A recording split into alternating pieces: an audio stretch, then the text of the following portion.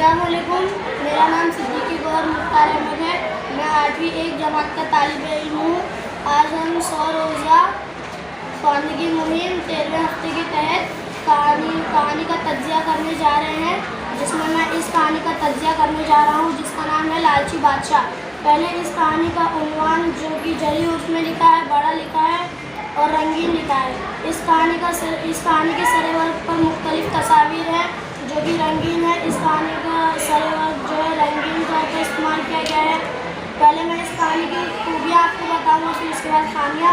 तो पहले इस कहानी की खूबियों की बात करते हैं। तो उसके बाद इस कहानी का उन्वान फिर से आया और यहाँ पर ब्लैक एंड वाइट तस्वीरों का इस्तेमाल किया गया है और यहाँ से कहानी जो है शुरू होती है।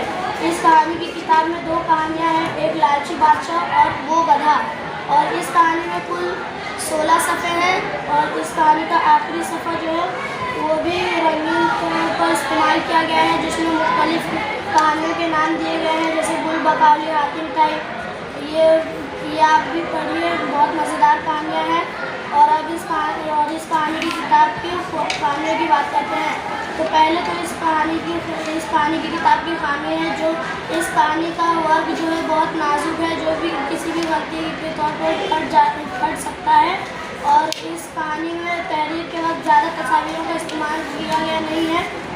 और ये बहुत दिलचस्प कहानी है जिसमें एक राजा जो लालची होता है, और ये पुराने ज़माने की कहानियाँ ली गई हैं। और इसमें राजा जो है लालची होता है, जो एक गार के साधु बाबा को बुलाता है जो कि इस लोहे को सोना बना सकता है। तो फिर वो राजा की बेटी को जो है पत्थर का बना देता है, जिसके बाद एक मोची जो कि राजा साधु का खात्मा करके राजा की बेटी को बचा लेता है और फिर वो उस सल्तनत का मालिक हो जाता है। और फिर राजा आखिर में अपने मुल्क के हर तरफ पर लिखा देता है कि लालच बुरी बला है। और इसमें दूसरी कहानी जो है वो गधा। इसमें एक लड़का रहता है जिसको एक दूसरा लड़का मार देता है। फिर वो रात के वक्त एक लड़के को देखता है, उस लड़के को देखता है तो उसे मारता है। फिर उसके बाद अपने भाई के पास जाता है, बोलता है कि भाई मेरी घड़ी दे दो। उसका भाई जो है घड़ी निकालता है और घड़ी के टूटे हुए पुर्जे उसके हाथ में दे देता है।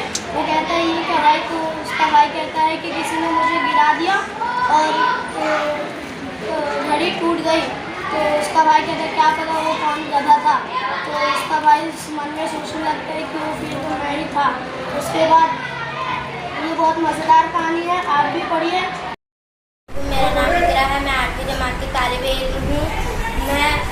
आज हम लोग 100 रोज़ा ख़वानगी मुहिम का 13वां हफ्ता बनाने जा रही हूँ। मैं इस किताब की आपको तनवीर पेश कर रही हूँ।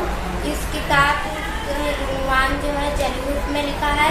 इसका पहला सफ़ा जो है वो रंग बिरंगा है, मुख्तलिफ तस्वीर बनाई गई है और इसके जिसे जो देखे इसको पढ़ने का मन करता है। इसके अंदर भी कहानी का नाम लिखा है, शेर की बेवकूफ़ी, इंग्लिश और उर्दू में दोनों में लिखा है। और इस किताब के अंदर तस्वीर का इस्तेमाल किया गया है, ज़रूरत पड़ने पर तस्वीर का इस्तेमाल किया गया है। और इसमें कुल 16 सफ़े हैं और इसकी मैं अभी खामियाँ बता दी हूँ। ये जो नाजुक है जो फट जाएगा। इसमें खरगोश को अक्लमंद बताया गया है, लोमड़ी को चालाक और शेर को जो है वो बेवकूफ़ बताया गया है।